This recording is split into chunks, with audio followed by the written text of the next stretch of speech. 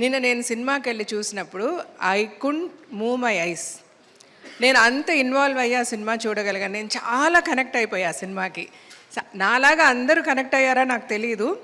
But నేను ఏం చెప్పాలనుకుంటున్నానంటే, ఇందాక నాగేంద్ర గారు మాట్లాడారు కదా, ఆయన మాట్లాడినట్టు ఆ రివ్యూస్, సినిమా ఎలా తీయాలని అడుగుదామా రివ్యూవర్స్ అని నాకు అంత ఆశగా ఉంది.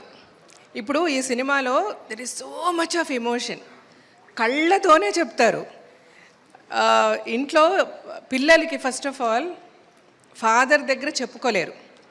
ఓపెన్గా ఫాదర్ ఏమనుకుంటారు, నేను కనుక కొంచెం ఫ్రీగా వదిలేస్తే వాడు లైట్ తీసుకుంటాడు, ఎస్పెషలీ మగ పిల్లలతో వాడు లైట్ తీసుకుంటే వాడి ఫ్యూచర్ ఏమైపోతుందో అని ఫాదర్ ఎక్స్ప్రెస్ చేయడానికి తన మనసులోనే పెట్టుకుంటారు.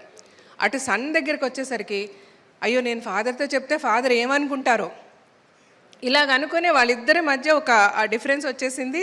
అతను ఏమనుకున్నాడో చెప్పుకోలేకపోయాడు, ఫాదర్ ఏమో ఆయనకున్న ప్రేమను చూపించుకోలేకపోయాడు. అల్టిమేట్గా వాళ్ళిద్దరు విడిపోయారు. మళ్ళీ వాళ్ళిద్దరూ కలిసి హ్యాపీగా క్లైమాక్స్కి వెళ్ళినప్పుడు నాకు ఎంత హ్యాపీగా అనిపించింది అంటే, ఎన్నో ఫ్యామిలీస్ నేను బతుకు జట్కాబండి నేను ఒక టాక్ షో చూసా. ఎన్నో ట్రూ స్టోరీస్, ఎన్నో రియల్ స్టోరీస్, ఎంతో ప్రేమ ఉంటుంది.